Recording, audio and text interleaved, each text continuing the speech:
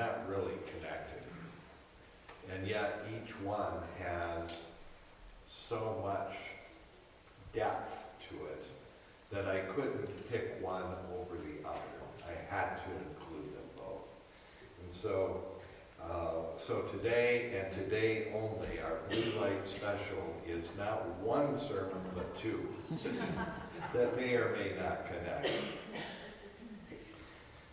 So when we look at the Luke passage, we heard that song sung by a Franciscan monk this morning. Holy is your name. It is called the Magnificat. It comes from the Luke passage. And these are the words that Mary breaks out in song, almost in song, breaks out in praise and shares when she's visiting with Elizabeth, who is also with child. Elizabeth with John the Baptist, Mary with baby Jesus. And the words of Mary ring, if you were to turn to the book of Samuel and to read the words of praise that Hannah said. Hannah had prayed for a son. God answered her prayer, and when she found out that she was with child and going to have a child, she breaks out in praise, and it is almost identical to what Mary says. Well, probably Mary went to Sabbath school and had heard those teachings and those stories, and so there should be no surprise that when she breaks out in praise, that it would be very similar to the song of Hannah. And I think it's most impactful for us to remember that this is a very young woman who is speaking these words, and is a very young woman whose words speak loudly across the echelons of time. And that they are words of a young lady that not only speak to the lowly, but they challenge and they rattle the very foundations, even of those who consider themselves most high and most powerful.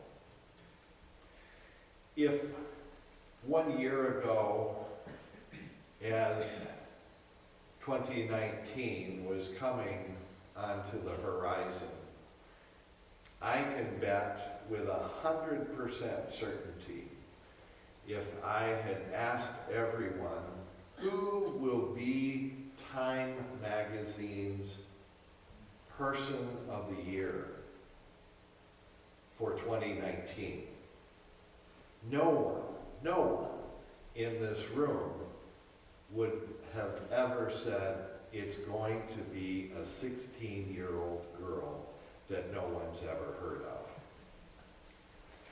And yeah, that's exactly what has happened. That for good or for not, there are competing views. This young lady has been thrust onto the world stage with her concerns about what she believes to be the crisis, the global warming crisis.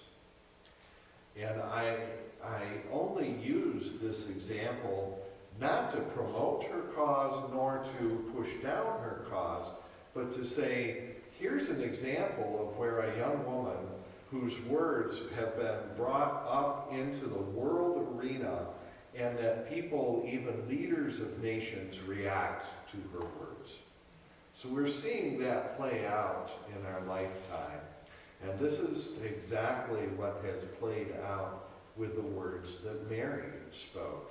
Because the words that she spoke are so powerful when she talks about not only of God's mercy, of how that extends from generation to generation, and the mighty deeds that he has done, but she also speaks out that he has scattered those who are proud. He has brought down rulers from their thrones. He has exalted the humble. He has filled the hungry, and he has turned the rich away.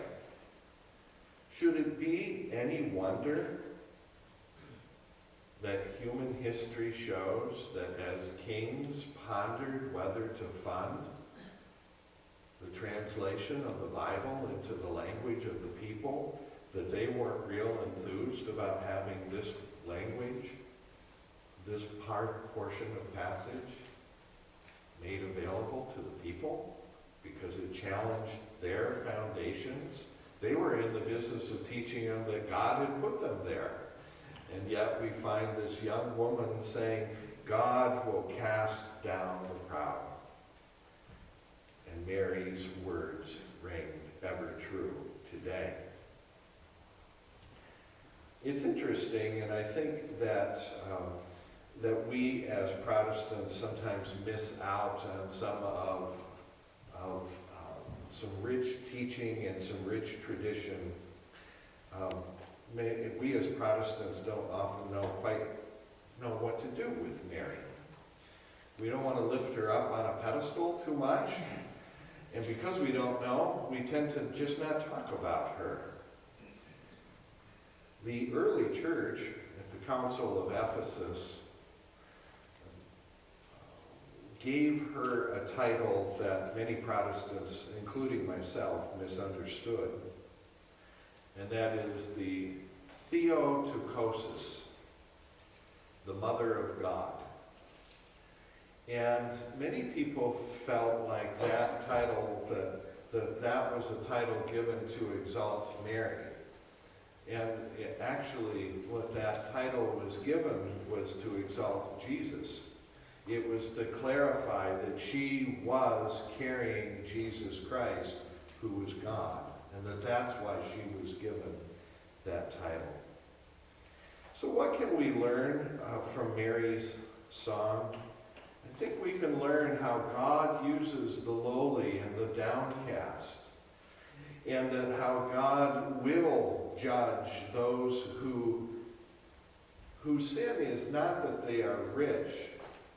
Their sin is that they have resources only for the purpose of keeping their resources and multiplying their resources for the good of their own and for no one else.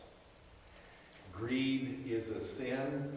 Corporate greed is a sin, and often it is not preached about. There's supposed to be an amen there. Thank you. But we get a little uncomfortable with that, as we should.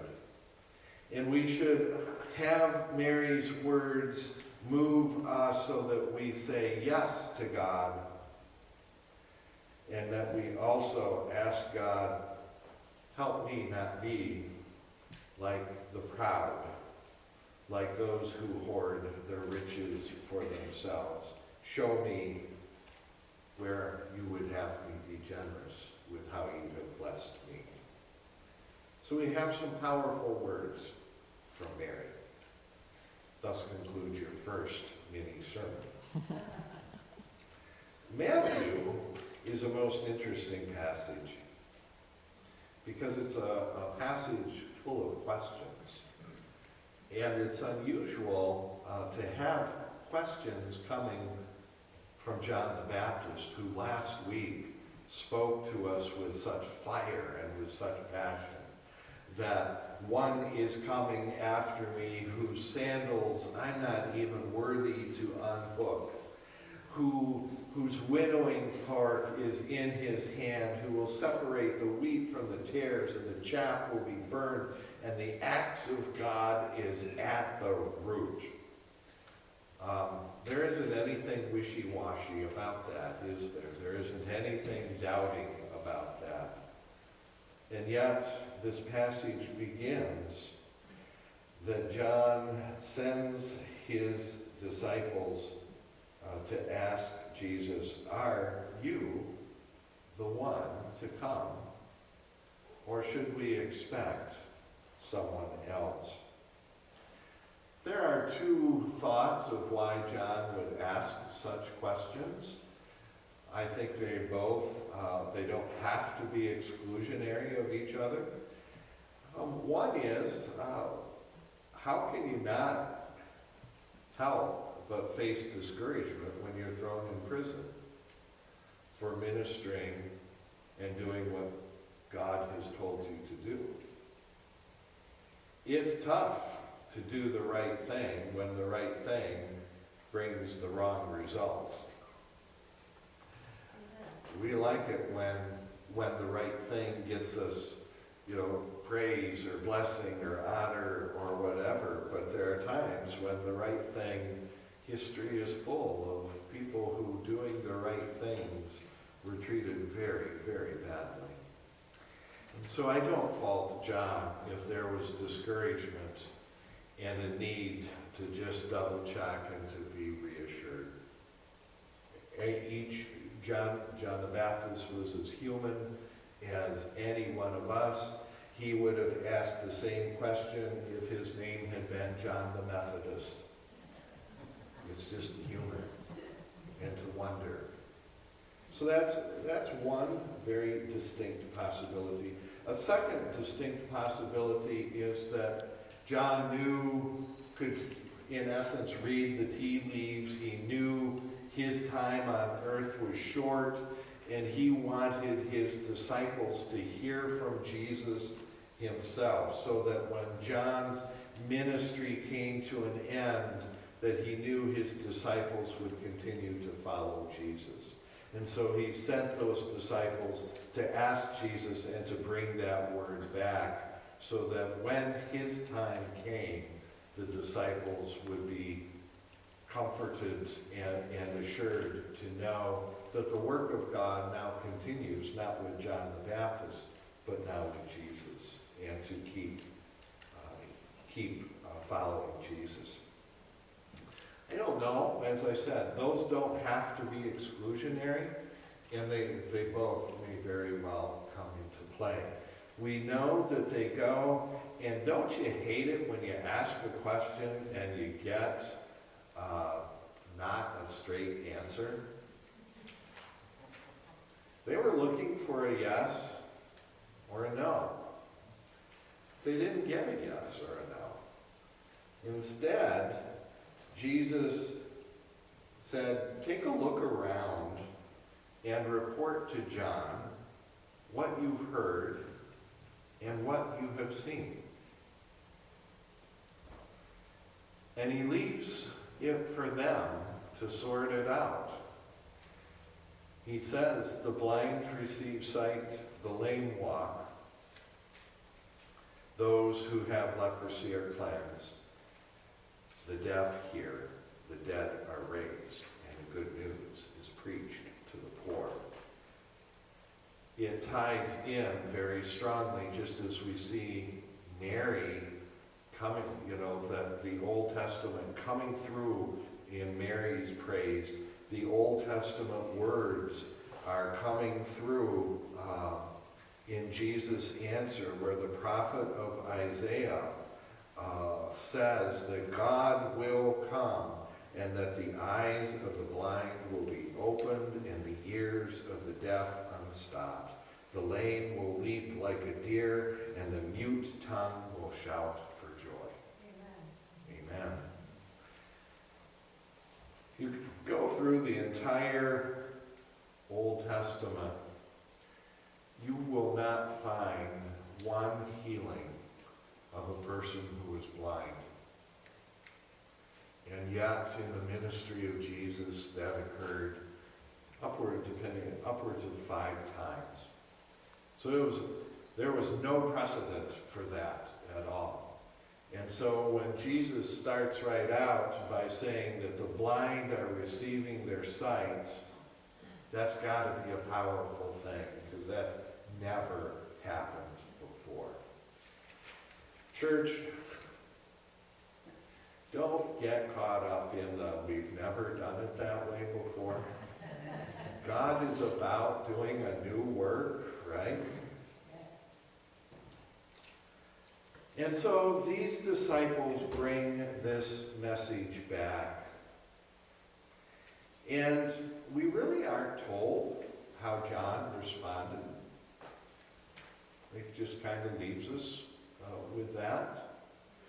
But I think that there's an interesting thing for us to take away from this account. And to illustrate it, I'm going to tell a story about the Amish. Most of it, anybody been to Shipshewana? The clip-clop of the horses, the horse-drawn buggies, the Amish lifestyle. And one of the individuals who I listened to in preparation for this sermon saw this with his own eyes, of where someone stopped an Amish person and asked the question, "Are you a Christian?" And I'm guessing that Jacob Yoder probably stroked his beard, and he answered this way, "Do you see that house down the road? Yeah, that one. That's my neighbor. Go ask him."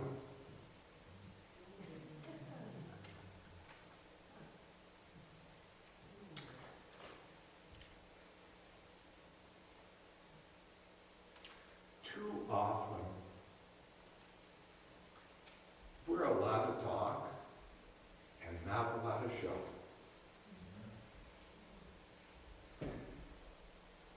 But as the old saying goes, the proof is in the pudding.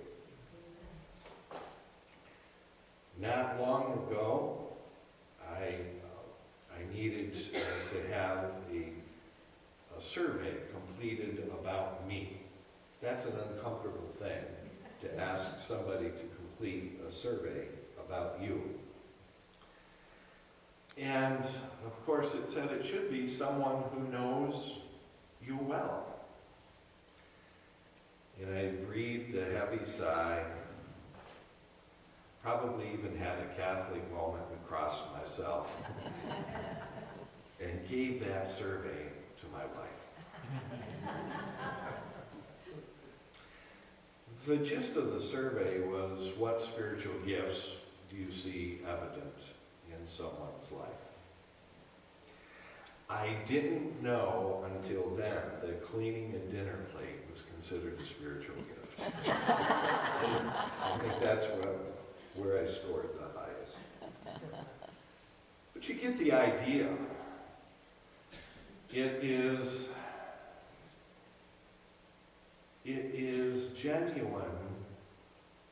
genuinely in our hearts when it is recognized and acknowledged by people around us.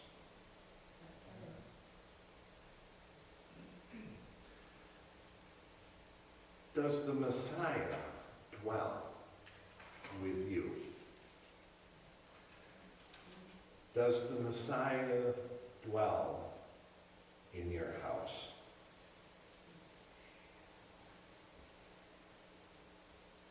This is an often worn out phrase, but it does apply.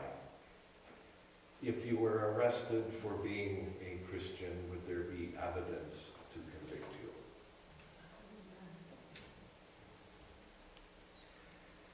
I think that's one of the messages that Matthew is trying to send to us, that Jesus is sending to us today through this. That we, like Mary, have the courage to let God use even us. That we say yes.